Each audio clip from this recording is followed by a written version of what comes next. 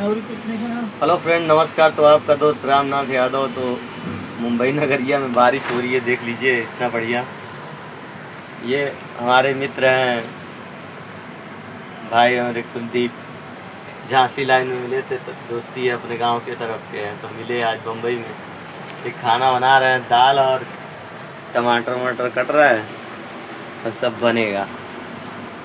तो भाई देखिए रोड पे कितना बढ़िया व्यवस्था है। नितिन गडकरी जी देख लीजिए, इतना अच्छा रोड बना है ना। बारिश में टूट जाता है सब, क्या करेंगे। बनाने वाले भी ऐसे बनाते हैं कि रोड का सत्यानाश हो जाता है।